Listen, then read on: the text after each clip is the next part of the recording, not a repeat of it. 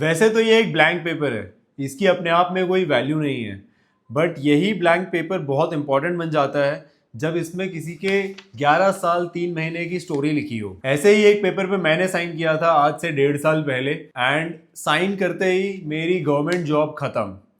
3 साल की NDA training, 2 साल की फाइटर पायलट ट्रेनिंग, 250 घंटे फाइटर एयरक्राफ्ट में, 300 घंटे ट्रांसपोर्ट एयरक्राफ्ट में, ये सब कुछ एक पेपर, एक पेन और मेरे डिसीजन पे डिपेंड कर रहे थे। पर सर्विस तुरंत नहीं छोड़ती है, कागजी कार्रवाई में थोड़ा टाइम लग गया, एंड फाइनली 31 मार्च 2026 को मैं रिटायर हो गया हूँ। तो पिछले 4 महीनों से मैं ऑफिशियली बाहर हूँ, एक सिविलियन, एक फुल टाइम ट्रेडर और एक कंटेंट क्रिएटर। और जब लोगों ने सुना कि मैं ये सब कुछ छोड़ रहा हूँ तो उनका बस एक ही सवाल था, आर यू क्रेजी। आज मैं तुम्हें बताता हूँ कि मैंने ये डिसीजन क्यों लिया और 4 महीने बाद क्या मुझे पछतावा है भी या नहीं। मेरी लाइफ बिल्कुल सेट थी, इंडियन एयरफोर्स में एक ऑफिसर, पायलट की नौकरी, हर महीने fix salary, uniform, respect and finally एक पेंशन का रास्ता। 20 साल बाद कुछ नहीं करके भी जिंदगी भर के लिए लाइफ सॉर्टेड। ये वो लाइफ है जिसके बारे में लोग सोचते हैं, तरसते हैं, एंड बाहर से देखते हैं तो उन्हें लगता है कि कितनी ही अमेजिंग जिंदगी है ये। एंड मेरे पास ये सब कुछ ऑलरेडी था एंड मैं वो सब कुछ छोड़ने वाला था। ये सब सुन के तो तुम भी सोच रहे होगे कि भाई आर यू रियली क्रेजी, कोई अपनी मर्जी से बनी बनाई नौकरी क्यों छोड़ना चाहेगा। बट यही तो स्टोरी है इस पूरी वीडियो की। पर उस स्टोरी पे आने से पहले मुझे वो दिन बताना पड़ेगा जब सब कुछ बदल गया मेरी जिंदगी में। एक दिन मेरी लोअर बैक में काफी दिक्कत हुई एंड मुझे लगा कि थोड़े टाइम में सही हो जाएगा, बट डॉक्टर को दिखाया, 1 हफ्ते के बाद भी जब सही नहीं हुआ तो उसने बोला एमआरआई करवाओ। एमआरआई की रिपोर्ट आई तो पता चला कि मेरा L5S1 जो डिस्क है वहां पे डिस्क बल्ज हो गया है, एनुलर टीयर हो गया, जिसकी वजह से फाइनली डॉक्टर ने ये बोला कि अब मैं कभी भी फ्लाई नहीं कर पाऊंगा।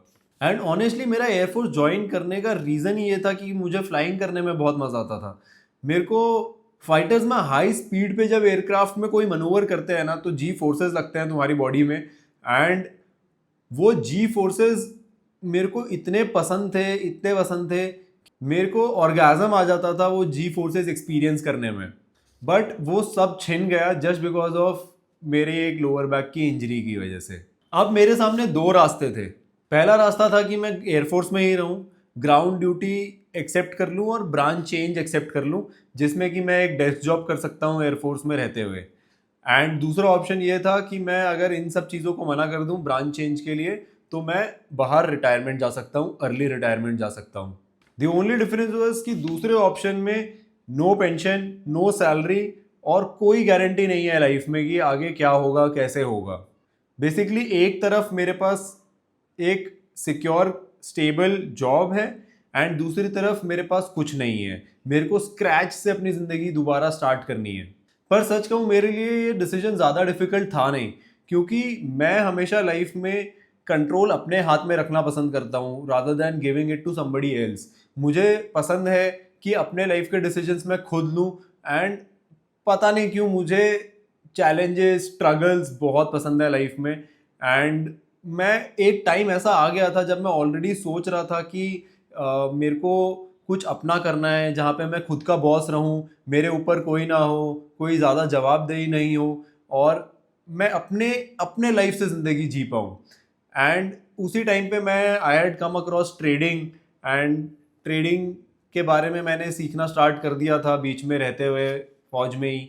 मैं थोड़ा बहुत पढ़ता रहता था, देखता रहता था, एंड मेरे को काफ़ी एक्साइटमेंट होती थी ये सोच के कि भाई तुम्हारा पैसा ही तुम्हारे लिए काम कर सकता है अगर इसको तुम ढंग से यूटिलाइज करो तो ये डिसीजन मेरे लिए ज़्यादा डिफिकल्ट था नहीं, बट कहीं ना कहीं बैक ऑफ द माइंड में वो अनसर्टेनिटी थी, डर लग रहा था कि भाई कैसे करूँगा मैं, बाहर जाके कैसे फिगर आउट करूँगा, सोशल सर्कल सब खत्म हो जाएगा, कहाँ रहूँगा, कौन सी सिटी में रहूँगा, पेरेंट्स को क्या बोलूँगा, पेरेंट्स क्या सोचेंगे।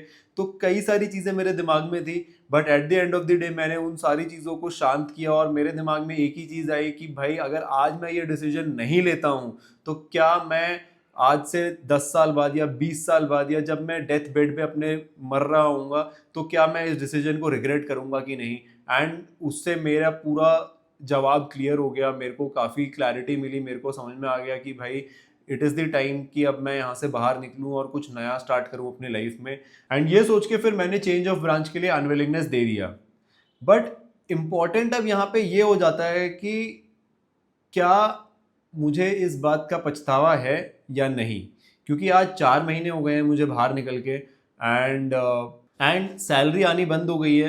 एक्चुअली देखा जाए तो जिस दिन सैलरी आनी बंद हो गई थी उस दिन सारी चीज़ें रियल हो गई लाइफ में, जिसके बारे में भी सोच रहे थे, जो प्लान किया था वो सब रियलिटी में बदल गया। एंड जो लोगों के सवाल थे वो रियल हो गए कि आर यू रियली क्रेजी, ये सब मतलब अब एक सवाल नहीं था, वो सब लोगों की आंखों में दिख रहा था मुझे कि भाई क्या करने का प्लान है। अब लोग पूछते थे, फ्रेंड्स पूछते हैं कॉल करके कि पूरे पूरे दिन क्या करता है, एंड मेरे पास कोई जवाब नहीं है, मैं उन्हें एक्सप्लेन नहीं कर सकता, क्योंकि एक टाइम तक खुद मुझे भी लग रहा था कि मैं पूरे पूरे दिन क्या कर रहा हूँ। क्योंकि जब आपके सर से वो फीडबैक लूप खत्म हो जाता है ना, जब आपके सर पे कोई बैठा नहीं होता आपको बार बार बताने के लिए कि तुमने कोई काम कैसा किया, अच्छा किया, नहीं किया, इसको कैसे और इम्प्रूव कर सकते हैं, तो तुम्हें खुद ऐसा लगने लगता है कि आर यू डूइंग इनफ और नॉट। बट मेरे पास आज की तारीख में इतनी सारी चीज़ें हैं जिससे मुझे पता चलता है कि हाँ, मैंने पिछले 4 महीने वेस्ट नहीं किए हैं। क्यों? क्योंकि मैं कुछ ना कुछ चैलेंजेस कर रहा हूँ। मैंने अभी तक यूट्यूब में अगर आप जाके देखोगे तो 56 वीडियोस अपलोड कर दी हैं। तो इसका मतलब ये नहीं है कि मैं कुछ नहीं कर रहा हूँ, मैं वीडियोस बना रहा था। और अगर वीडियोस बना रहा था तो मैं ट्रेडिंग कर रहा था, क्योंकि सारी वीडियोस ट्रेडिंग के ऊपर है। मैंने अपने आप को एक चैलेंज दिया कि मैं अपने 2 लाख लेके आऊँगा मार्केट में, एंड 2 लाख से 20 लाख बनाऊँगा, उसके ऊपर वीडियोस बनाई। उसके बाद फिर मैंने अपने आप को चैलेंज दिया कि भाई मैं एक सेट ऑफ रूल्स फॉलो करूँगा अगले 20 दिन तक, उसको फॉलो किया। इसके अलावा मैं जिम जाता हूँ रोज़ कॉन्स्टेंटली पिछले 8 हफ्ते से, and push pull leg day का स्प्लिट फॉलो करता हूँ। बजाय मेरे बैक में दिक्कत होने के बावजूद भी, कैसे तो मैं अपनी बैक को टेक केयर करने के बाद ये सारी चीज़ें करता हूँ। तो ये सब रिजल्ट है, ये सब प्रूफ है कि मैंने अपना टाइम वेस्ट नहीं किया है। एंड एक्चुअली देखा जाए तो मुझे पछतावा तो बिल्कुल नहीं है, मैं खुश हूँ कि मैंने ये डिसीजन लिया। एंड कुछ ना कुछ तो सीखने के लिए मिलेगा ही मुझे इन सब चीज़ों से। एंड यही है मेरा नेक्स्ट चैप्टर, जहाँ पे I have given my all everything that I have to making it work.